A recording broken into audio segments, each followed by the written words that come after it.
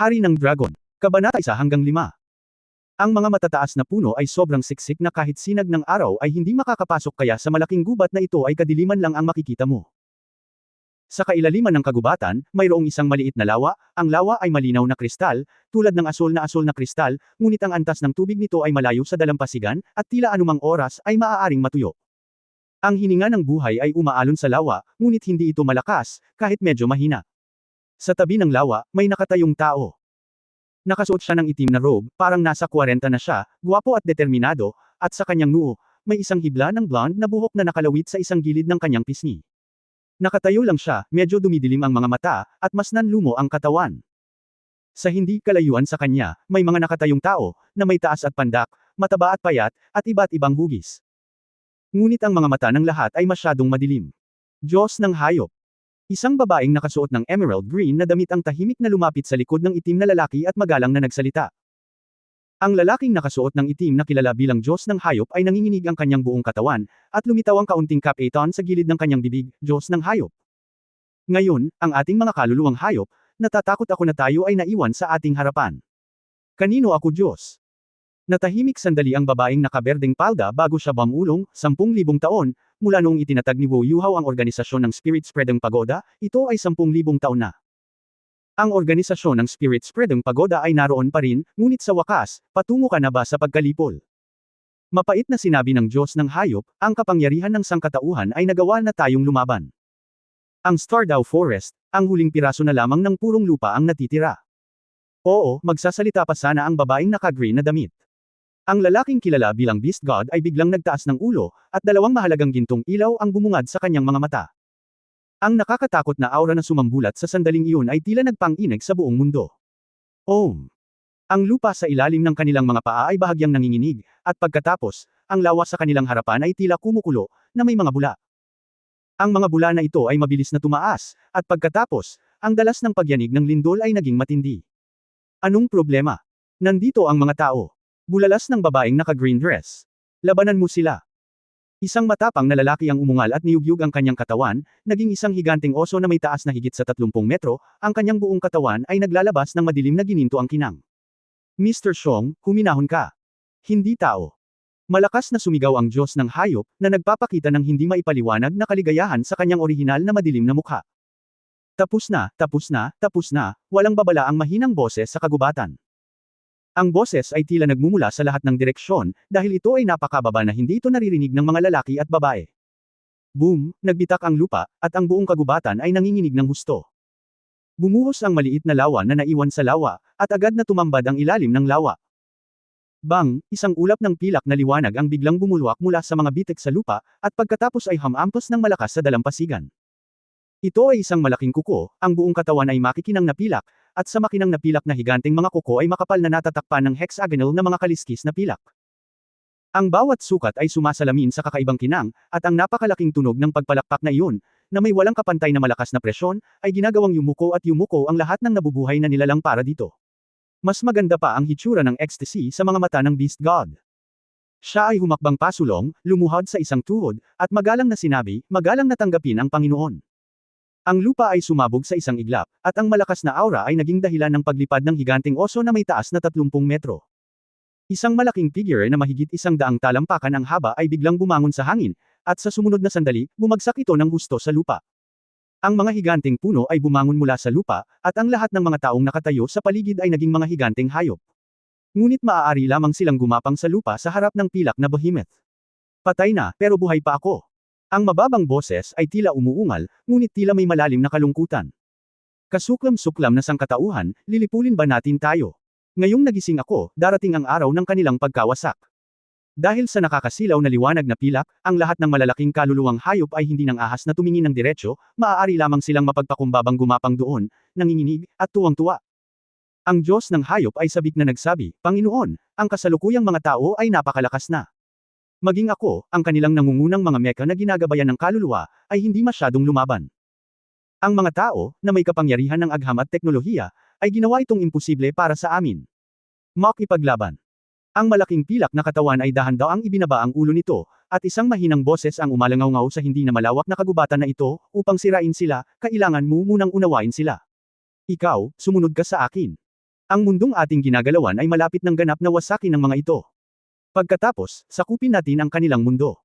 Ang malaking figure ay dahan-daang humakbang at naglakad patungo sa direksyon sa labas ng kagubatan. Sa ilalim ng takip ng malaking canopy ng puno, sa madilim na liwanag, ang malaking katawan nito ay unti-unting lumiliit at lumiliit. Kapag ito ay unti-unting nawala sa dulo ng linya ng paningin, ito ay naging anyo ng tao. Ang Aulai City ay isang maliit na coastal city sa silangang baybayin ng Sun Moon Federation, katabi ng dagat. Ngayon ang lungsod ay lubhang masigla, at ang taunang araw ng paggising ay dumating na. Ang mga tao sa Daoluo Continent ay nagtataglay ng isang uri ng pag-iral na tinatawag na Wan. Ang Wan ay bahagi ng kanilang katawan, maaari itong maging anumang hayop, halaman o artifact. Noong siya ay 6 na taong gulang, maaari niyang gisingin ang kanyang martial soul sa pamamagitan ng isang seremonya ng paggising. Ang taunang araw ng paggising ay ang araw upang gisingin ang martial soul. Kung si Wan ay isang asarol, kung gayon ang kakayahan ng taong ito sa pagsasaka ay magiging mas mahusay kaysa sa iba. Kung si Wan ay isang hayop, marahil ang taong ito ay maaaring magkaroon ng ilang mga simpleng kakayahan ng hayop na ito. Sa makatuwid, matagal nang naging mahalagang pag-iral ang Wan na nagbabago sa buhay ng mga tao. Higit sa lahat, inaasahan ng mga tao ang paglitaw ng kapangyarihan ng kaluluwa. Ang kapangyarihan ng kaluluwa ay isang enerhiya na nagpapalusog at nagpapahusay sa mga martial soul. Ang bawat tao ay may martial souls, ngunit kahit 1,000 tao ito, maaaring walang isang tao na maaaring sumabay sa martial arts. Lumilitaw ang kapangyarihan ng kaluluwa. Ang kapangyarihan ng kaluluwa ay katumbas ng hinaharap, katumbas ng pagiging makapangyarihan. Kapag lumitaw ang kapangyarihan ng espiritu na sinamahan ng kapangyarihan ng espiritu, maaari mong pagbutihin ang iyong sariling kapangyarihang espiritu sa pamamagitan ng paglinang ng kapangyarihan ng espiritu, sa gayon ay magiging isang marangal na propesyon na hawak sa kontinente ng Daoluo sa loob ng libu-libong taon. Dibisyon. Kaya naman, kahit na ang mga ordinaryong tao ay umaasa na ang kanilang mga anak ay magagawang magpakita ng kapangyarihang espiritu sa parehong oras kapag ang martial soul ay gumising sa araw ng 6 na taong gulang na araw ng paggising, na malamang na magbago sa buhay ng bata at maging kapaki-pakinabang sa buong pamilya. Siksikan na ang mga kalsada sa harap ng Red Mountain College kaninang madaling araw, at may mga magulang na nagdala ng kanilang mga anak para makilahok sa paggising. Tai, ano sa tingin mo ang magiging martial spirit ko? Tuwang-tuwa ang batang lalaki na katatapos lang mag-6 na taong gulang sa kanyang ama. Ang pinakagusto niya ay ang mga kwento tungkol sa mga spirit master na sinabi ng kanyang ama sa kanyang sarili. Puno ng pananabik ang isang pares ng magagandang malalaking mata. Ang maliit na batang lalaki ay may maikling itim na buhok at bahagyang mas matangkad kaysa sa kanyang mga kapantay. Ang pinakakapansin-pansin ay ang kanyang mga mata. Ang malalaking mata ay itim at puti, at ang mahabang pilik mata ay mas mababa sa maraming mga batang babae. Kahit na ang mga damit ay karaniwan, ngunit ang natitirang hitsura ay madaling mapansin. Ang aking ama ay isang nasa katanghaliang gulang na lalaki na may katamtamang hitsura, katamtaman ng taas at katamtamang pangangatawan, ang lahat ay mukhang ordinaryo. Hindi alam ni Dad, depende sa swerte. Napabuntong hininga si ama sa kanyang puso, ang araw ng paggising ay talagang araw ng pagkakahati-hati, araw ng paghahati ng buhay. Kung nagtataglay man siya o hindi ng kapangyarihang espiritu, walang alinlangan na matukoy ang landas ng buhay ng isang tao. Sa kabutihang palad, sa panahong ito, kahit na hindi maging isang soul master, posible pa ring magkaroon ng magandang kinabukasan. Dapat may espiritu akong kapangyarihan, tama ba? Puno ng pag-asa ang mga mata ng magandang maliit na bata. Hinawakan ni Itay ang kanyang ulo at ngumiti at sinabing, may kapangyarihan ka man sa espiritu o wala, mahal ka ni Itay. Sa kolehiyo, patuloy na lumalabas ang mga magulang kasama ang kanilang mga anak, at karamihan sa kanila ay nanlulumo o nagbubuntong hininga. Paminsan-minsan, may tumatalon sa tuwa, huwag mo nang tanungin, dapat ay ang kanyang espiritong kapangyarihan na sinasabayan ng kanyang martial arts, at agad itong umaakit sa mga mata ng lahat ng nasa paligid niya, na may inggit at inggit na mga mata. Sa paglipas ng panahon, lumalakas at lumakas ang sikat ng araw, at nabawasan din ng gusto ang excitement ng magandang batang lalaki. Tang Wulan. Isang guro ang lumabas ng Hongshan College, tinitingnan ang form sa kanyang kamay at sumisigaw ng isang pangalan. Nandito na ako. Iminulat ng magandang maliit na bata ang kanyang mga mata at tumalon sa tuwa. Na-refresh din si Tang Qinan. Sa pagtingin sa kanyang nasa sabik na anak, kinuha niya ang kanyang maliit na kamay at naglakad. Sumama ka sa akin. Siguro dahil sa sobrang dami ng trabaho sa araw ng paggising, medyo walang pakialam ang guro at tumalikod at nauna. Nagmamadaling sumunod si Tang Qin kasama si Tang Wulan. Naglalakad sa landas ng akademya, tuwang-tuwa na tiningnan ni Tang Wulan ang lahat ng nasa paligid niya. Para sa kanya, napakanobela ng lahat. Ang Hongshan College ay isang komprehensibong elementarya na kolehiyo na kayang tumanggap ng 2,000 estudyante. Simple lang ang estilo ng arkitektura ng kolehiyo, na may puting bubong at pulang dingding. Napakalinis ng campus. Ang araw ng paggising ay bago magsimula ang paaralan.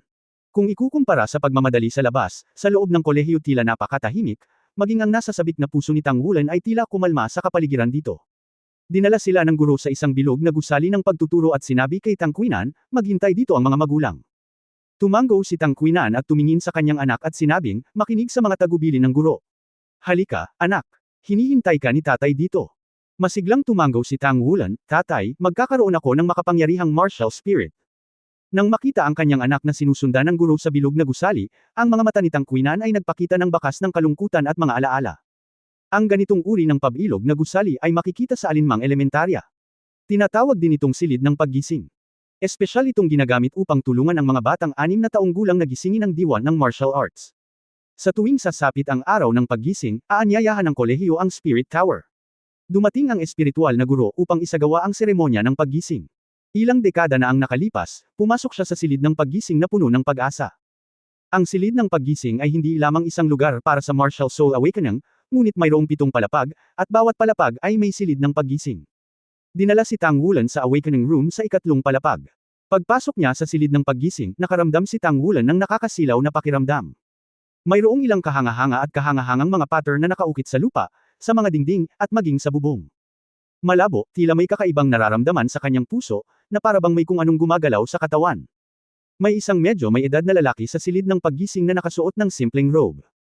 Kulay kahel ang damit na may ilang madilim na pattern sa anyo ng mga kaluluwang hayop na nakaberda dito. Gustong-gusto ni Tang Wulan na makinig sa kanyang ama na nagkukwento mula pa noong siya ay bata. Sa kwento, may mga espiritual na Panginoon. Ang mga espiritual na Panginoon mula sa espiritual na tore ay mahiwaga at makapangyarihang mga nilalang. Sila ay isang grupo ng napaka-espesyal na Soul Masters.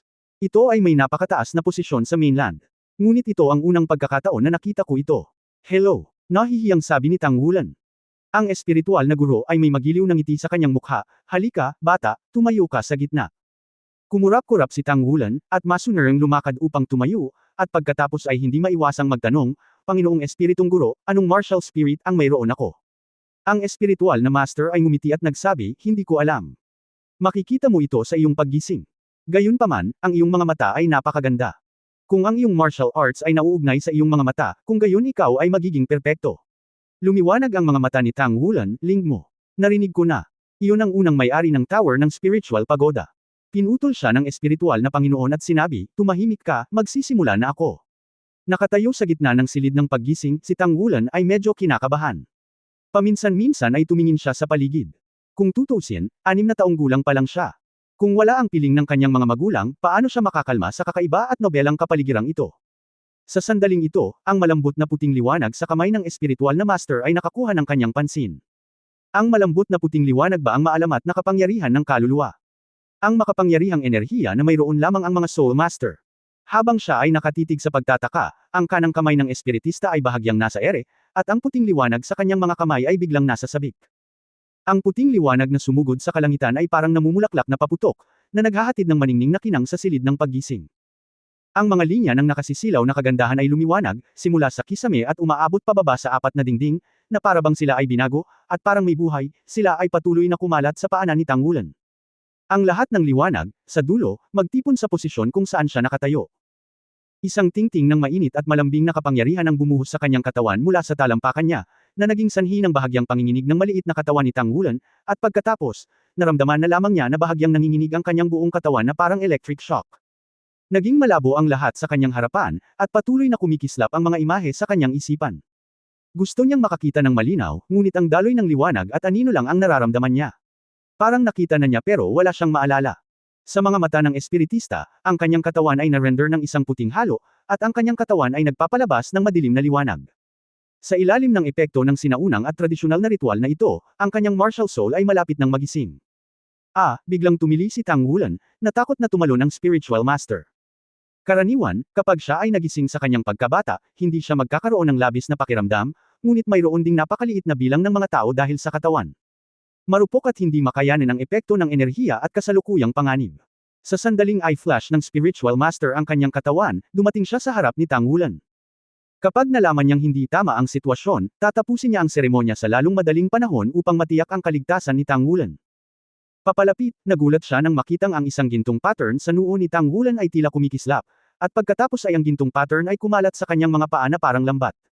Anong klaseng martial soul ito?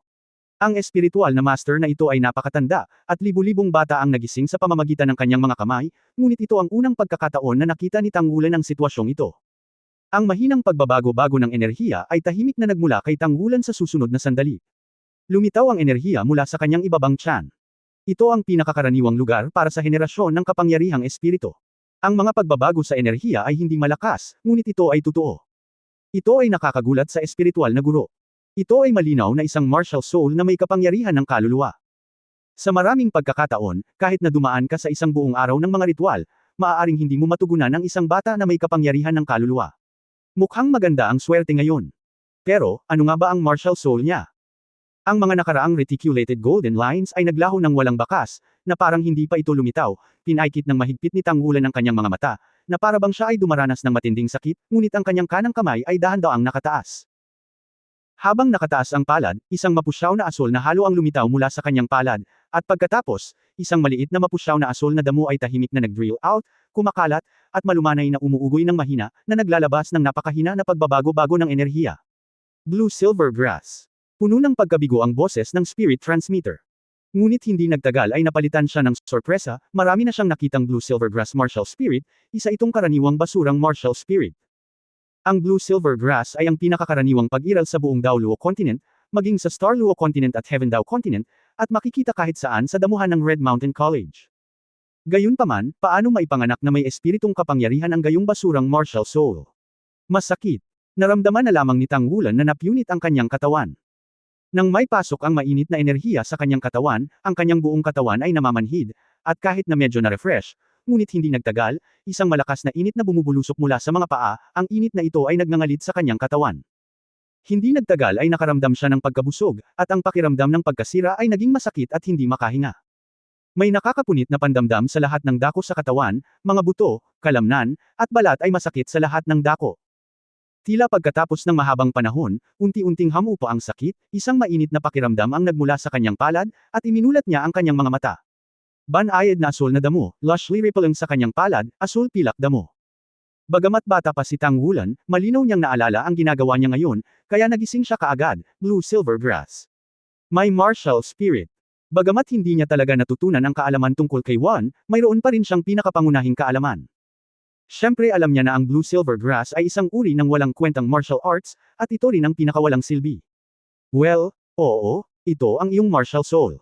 Nakangiting sabi ng spiritual master, ngunit walang pagsisisi sa kanyang mga mata. Ang pagkakaroon ng espiritu ng kapangyarihan ay siyempre isang magandang bagay, ngunit kung ang espiritu ay sila Nyingkaw. Bahagyang nanginginig ang mga labi ni Tanggulan, at ang kanyang maliit na puso ay napuno ng matinding kalungkutan. Matagal na niya itong inaabangan, ngunit sa huli ay nagkaroon siya ng sayang martial arts soul. Anak, huwag kang malungkot, kasama mo ang kapangyarihan ng kaluluwa, nagmamadaling sabi ng espiritual na guro. Ako, mayroon akong kapangyarihang espiritu. Napatingin sa kanya si Tanggulan nang may pagtataka. Tumango ang spiritual master, sinubukan ko lang ito sandali para sa iyo. Bagamat hindi ito napakahusay sa level 3 ng innate soul power, kaya pa rin ito ang soul power. Hanggat nagsusumikap ka, maaari kang maging soul master. Ano? Napatulala si Tanggulan, ngunit ang aking espiritu ay Blue Silver Grass. Ngumiti ang spiritual master at nagsabi, narinig mo na ba ang kwento tungkol sa Tang Sect?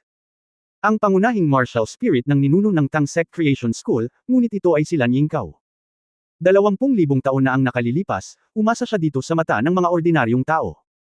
Ito ay ganap na pag-iral ng mga inabandunang martial arts, na sumire sa sitwasyon sa mainland at natalo ang martial arts. Kumurap si Tanggulan. Paanong hindi niya narinig ang kwento tungkol sa mga ninuno ng Tang School? Ang kwento ng maalamat na Daneng at ang unang henerasyong may-ari ng Tore ng Spirit Spreading Pagoda ay ang pinakalaganap at pinakasikat na alamat sa mainland. Ngunit, hindi ba ang martial spirit ng patriarch ng Tang Clan School, ang Blue Silver Emperor? Seryosong tanong ni Tanggulan. Medyo napahiya ang spiritual master. Ang batang ito ay halatang hindi ganoon kadaling lokohin. Nag-evolve din ang Blue Silver Emperor mula sa Blue Silver Grass. Kung gusto mong maging spirit master, magsikap ka lang. Bar. Kinagat ni Tanggulan ang kanyang labi, salamat, Master Spiritualist. Hanggang sa umalis siya sa gate ng paaralan ng Red Mountain College, medyo nalilito pa rin si Tanggulan. Bilang isang freshman sa Red Mountain College sa taong ito, nagising si Juan at sinamahan ng hitsura ng kapangyarihan ng espiritu, siya ay itinalaga sa klase ng Master ng Espiritu. Sa anumang elementarya na kolehiyo, ang Soul Master class ay walang alinlangan ng pangunahing klase. Medyo namamaga ang ulo, at mainit ang katawan, tila hindi pa tuluyang nawala ang kapangyarihang kanina pa sumabog sa sarili. Palaging nahihilo si Tang Wulan. Anak, isa ka sa pinakamahusay. Ang banayad na boses ni Tang Qinan ang nagpagising kay Tang Wulan mula sa kanyang antok. Itinaas niya ang kanyang ulo upang tingnan ang kanyang ama, at nakita niya ang malambot at mapagmahal na mga mata ng kanyang ama. Tatay, hindi ba ang Blue Silver Grass ay isang waste martial arts soul? Mataimtim na sinabi ni Tang Qinan, ano ang mali sa waste martial arts? Alam mo, kung mayroon kang soul power, isa ka na sa 1,000 milya, at ang waste martial arts soul ay maaari pa ring magkaroon ng soul power. Hindi ba yan ang isa sa 10,000? Kaya, aking anak ito ay natatangi. Naikwento ba sa iyo ng iyong ama ang kwento tungkol kay Tang San, ang ninuno ng Tang Sect Silver? Ang tahanan ni Tang Wulan ay nasa sibilyang lugar ng Aulai City. Ang kanyang ama, si Tang Qinan, ay isang mecha repairer na dalubhasa sa pag-aayos ng ilang simpleng soul guidance mecha accessories, ngunit dahil sa mga ordinaryong kasanayan, maliit lang ang kanyang sweldo. Pakainin ang pamilyang ito. Si Mother Lang Yu ay isang may bahay, na pinalaki si Tang Wulan sa isang kamay, at magaling magluto ng masasarap na pagkain. Isang sala na higit sa 10 metro kwadrado, isang maliit na kusina, banyo, at 2 silid na wala pang 10 metro kwadrado ang lahat ng bahay. Anak, bumalik ka. Gutom, ipagluluto ka ni nanay. Si Lang Yu ay hindi masyadong maganda, ngunit siya ay puno ng kagandahan. Napasquat siya at niyakap si Xiao Wulan ng nakangiti. Ma, hindi po ako nagugutom, medyo inaantok na po ako, gusto ko munang matulog. Niyakap din ni Tang Wulan ang leeg ng kanyang ina, at mabilis na tumakbo sa kanyang silid. Sa pagtingin sa kanyang maliit na likod, tumingin si Lang Yu sa kanyang asawa at bumantong hininga. Ang batang ito ay gustong maging isang Soul Master mula pa noong siya ay bata pa, ngunit ang Soul Master ay napakadali. Aliwin natin siya. Lumakad si Tang Qinan sa maliit na square table sa sala at umupo. Para sa tanghalian, mayroong isang piniritong gulay, isang nilagang tadyang, isang malamig na gulay, at isang mangkok ng sabaw ng gulay, 3 pinggan at isang sopas. Napakayaman na nito sa pamilya ni Tang. Ang batang ito ay sinamahan ng kapangyarihan ng espiritu, ngunit mas gugustuhin kung hindi niya ginawa. Napabuntong hininga si Tang Qinan. Nagulat si Lang Yu na umupo sa tabi ng kanyang asawa, paano mo nasabi? Si Wulan ay may kapangyarihang espiritu. Hindi ba ibig sabihin nito ay posible na talagang maging isang spirit master siya?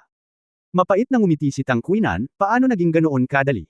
Ang kanyang martial arts spirit ay Blue Silver Grass, ang kanyang likas na espiritong kapangyarihan ay antas 3. Gaano kadaling maging isang spirit master? Ngunit kung siya ay may kapangyarihan ng espiritu, siya ay itatalaga sa klase ng spirit master. Natatakot ako na matiis niya ito. Sobrang stress. Natigilan si Lang Yu, ngunit hindi nagtagal ay naunawaan niya ang kahulugan ng mga salita ng kanyang asawa, Wulan siya. Sinabi ni Tang Ziren, mukhang nabigla siya, at hindi siya gaanong nagsasalita sa pagbabalik. Gayunpaman, ang maliit na lalaki sa aming pamilya ay palaging makakatagpo ng mga pag-urong sa proseso ng paglaki. Hayaan siyang tumahimik. Nag-aalalang sinulyapan ni Lang Yu ang silid ng kanyang anak, na pabuntong hininga, at nilagyan ng isang mangkok ng kanin ang kanyang asawa, kumain ka muna, suyuan pa natin siya. Si Wulan ay naging masunurin ng bata pa. Kung hindi ito gumana, hahayaan natin siyang lumipat sa normal na klase. Ang hindi alam ni Tang Qinan at ng kanyang asawa, ay si Tang Wulan ay hindi huminto sa pagkain ng tanghalian dahil siya ay natamon. Inaantok talaga siya. Bumalik sa silid, siya ay nahulog ng walang ulo sa kanyang kama, at pagkatapos ay nakatulog. Pagkaraan ng ilang sandali, nagsimulang umikot ang katawan ni Tang Wulan sa kama, at bahagyang namula ang balat sa buong katawan nito. Kung si Tang Qinan at ang kanyang asawa ay malapit sa oras na ito, makikita nila na ang temperatura ng kanyang katawan ay tumataas sa isang nakababahala na bilis. Ang pulang balat ay unti-unting naging transparent, ang mga meridian sa ilalim ng balat ay bahagyang nakikita, at ang daloy ng dugo ay maaaring makita kahit na malabo. Sa oras na ito, ang bilis ng sirkulasyon ng kanyang dugo ay napakabilis, hindi bababa sa 3 beses na mas mataas kaysa sa normal. Sa noo, muling lumitaw ang mga gintong linya na minsang lumitaw sa silid ng paggising, na lumilitaw pa rin bilang isang grid na umaabot mula sa ulo hanggang sa mga paa, at pagkatapos ay dahan-daang umaabot. Matapos gawin ito ng 3 beses, tahimik na naglaho muli ang mga gintong linya sa kanyang katawan. Ang buong buto ng katawan ni Tang Wulan ay gumawa ng bahagyang ingay. Maya-maya, tumahimik ang lahat, unti-unting huminahon ang temperatura ng kanyang katawan, at mas malalim ang kanyang nakatulog. Sa kanyang pagtulog, si Tang Wulan ay dumating sa isang prairie na puno ng asul na pilak na damo, ngunit ang kalangitan ay ginto, at tila may isang malaking bagay na bumabagsak mula sa langit. Nagkaroon lamang siya ng oras upang makita na tila ito ay isang malaking gininto ang bibig. Sa sumunod na sandali, napalunok siya. Sa walang hangganang gininto ang mundo. Bulalas, at biglang umupo, naramdaman ni Tang Wulan na lahat ng malagkit at mamantika niyang pawis ay nasa buong katawan niya, na hindi masabi na hindi komportable. Hindi siya mayaman para mas maaga siyang maging matino kaysa sa mga batang kasing edad. Sa halip na istorbohin ang kanyang mga magulang, hinubad niya ang kanyang damit at tumakbo sa banyo para magbanlo. Nagulat siya nang makita niya na bagamat pawisan siya ay may mahinang bango. Gayunpaman, pagkatapos ng shower, nawala ang halimuyak. Ha, nasaan si Linlin? Sa sandaling ito, narinig ang boses nilang Yu sa labas. Ma, nandito na po ako, naliligo po ako. Tumakbo palabas ng banyo si Tang Wulan na nakasuot lamang ng maliit na underwear. Kakaibang sinabi nilang Yu, magbihis ka, huwag mag-freeze. Kinurot ang kulay rosas na mukha ng kanyang anak, itinulak ito papasok sa silid. Pagkatapos isara ang pinto, bumulong silang Yu sa sarili, mukhang mas malambot at nababanat ang balat ng batang lalaki. Magseselo si nanay. Nagpalit si Tang Wulan ng kanyang damit at lumabas, napagtanto lamang na madilim sa labas, at talagang natulog siya buong hapon. Si Tang Qinan ay nagbakasyon ngayon, kaya palagi siyang nasa bahay. Kumaway siya kay Tang Wulan, halika, anak. Umupo si Tang Wulan sa tabi ng kanyang ama. Magsasalita pa sana si Tang Qinan, ngunit nang marinig niya ang kumahag ng tiyan ni Tang Wulan, nagtawanan sila nilang Yu. Ngumiti si Tang Wulan at sinabing, Ma, pwede ba akong kumain? Gutom na ako. Kumain ka na. Pinuno siya nilang Yu ng isang mangkok ng kanin, pagkatapos ay pinandilatan ang kanyang asawa. Sabihin sa kanya na tapusin ang pagkain. Nang itaas ni Tang Wulan ang kanyang rice bowl sa pang-apat na pagkakataon, ang mga mukha ni na Tang Qinan at Lang Yu ay puno na ng pagkabigla. Hindi man sila kumain ng tanghali, hindi sila dapat kumain ng marami. Ma, ang sarap, gusto ko pa. Walang sapat na pagkain sina Tang Qinan at Lang Yu, halos lahat ng pagkain sa mesa ay pumasok sa tiyan ng kanilang anak na parang hangin na umiikot na ulap. Gayunpaman, mayroon pa ring ilang hindi natapos na kahulugan si Tang Wulan. Anak, ikaw ba ang maalamat na ginagawang gana ang kalungkutan at galit? Hindi napigil ang sabihin ni Tang Qinan matapos kainin ang huling pagkain sa tiyan ni Tang Wulan, at seryosong pinipigilan siya nilang Yu na kumain ng iba pang mga bagay. Tumingin si Tang Wulan sa kanyang ama nang may pagtatanong, bakit ako malungkot at nagagalit? Tatay.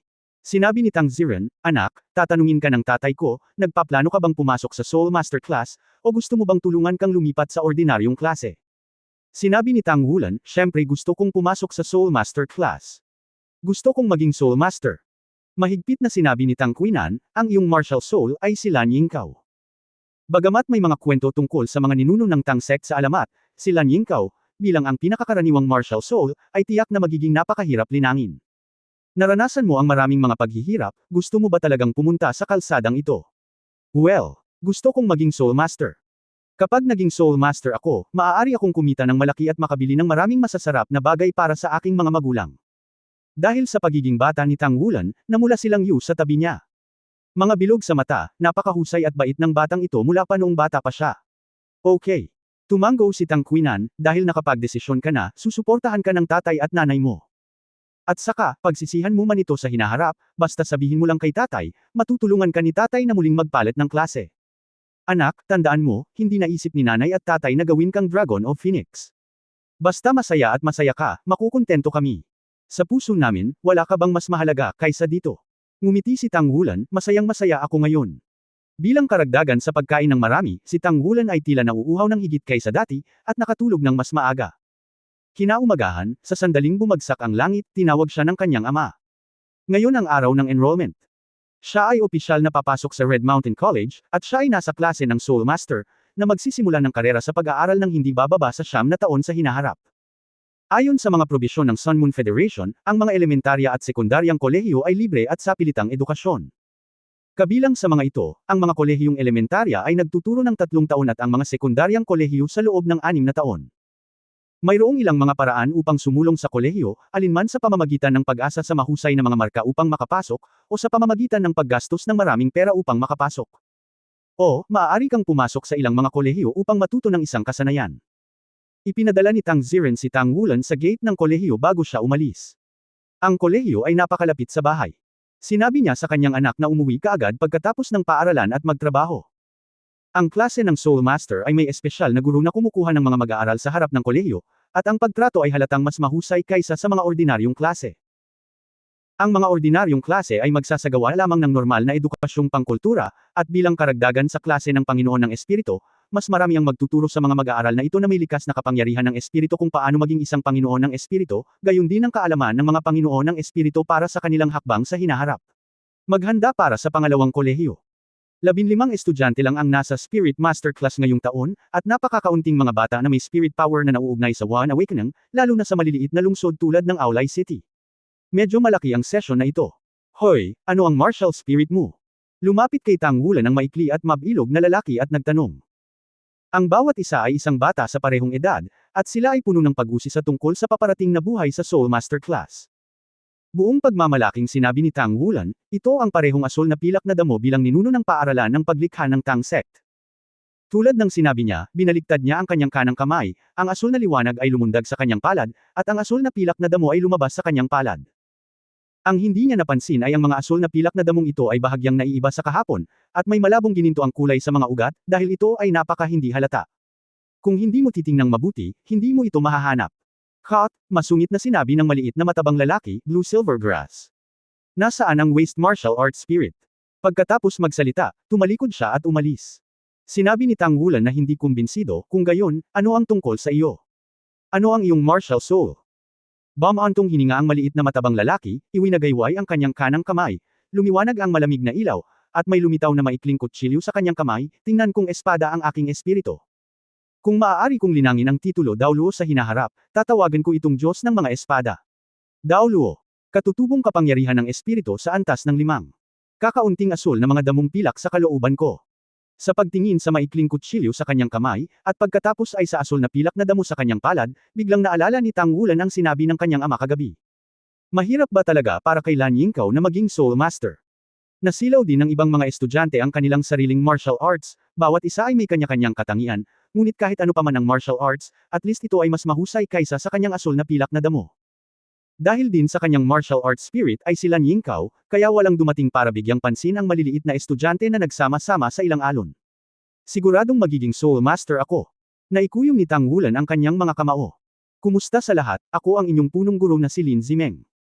Sa susunod na 3 taon, ituturo ko sa inyo ang mga pangunahing kaalaman ng mga Soul Master. Ngayon, ipakilala muna natin ang iyong sarili, ipakilala ang iyong sariling mga pangalan, martial arts, at espiritu. Innate Soul Power Level. 15 estudyante lang, at mabilis ang pagpapakilala.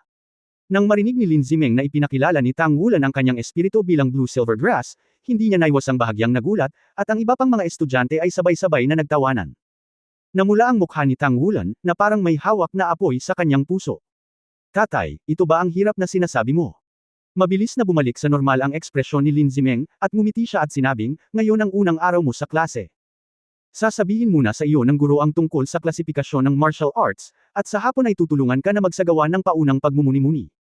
Ang pagmumuni-muni ay ang ehersisyo at pagbutihin ng iyong kaluluwa. Ang tanging paraan upang maging isang tunay na Soul Master, kailangan mong magsikap. Tulad ng alam ng lahat, sa ating mundo, lahat ay may kanya-kanyang martial arts. Ang isang martial arts soul ay nagising sa edad na 6. Ito ay maaaring maging anumang pag-iral na may kaakibat na soul power, at maaari kang maging isang soul master sa pamamagitan ng cultivation, iyon ay, ikaw. Pagkatapos, ang martial soul ano ang mga klasifikasyon? Una sa lahat, ang mga martial souls ay nahahati sa 2 kategorya, weapon martial souls at beast martial souls. Kabilang sa mga ito, ang mga anyo ng buhay ay pawang mga beast martial souls. Ang mga non-living forms ay martial art souls. Sa pamamagitan ng paglilinang ng soul power upang i-upgrade ang iyong martial soul, maaari kang opisyal na maging isang soul master pagkatapos ng ika-10 antas ng kapangyarihan ng kaluluwa. Mayroon ding 2 pangunahing kategorya ng mga soul master, ibig sabihin, soul masters at soul masters. Ang mga naglilinang ng mga kaluluwa para sa layunin ng pakikipaglaban ay mga soul masters, at ang mga naglilinang ng mga kaluluwa para sa hindi layunin ng pakikipaglaban ay mga soul masters. Martial arts man ito. Ang kaluluwa ay soul master pa rin, at maraming maliliit na kategorya. Sa pakikinig sa paliwanag ni Lin Zimeng sa klasifikasyon ng mga espiritu at mga panginoon ng espiritu, unti-unting nawala ang sama ng loob ni Tang Wulan. Siya ay puno ng kuryosidad tungkol sa propesyon ng mga spirit master mula pa noong siya ay bata. Ang kaalamang ito ay parang isang napakagandang mundo na nagbubukas sa kanya. Magbukas ng bagong pinto. End of this chapter.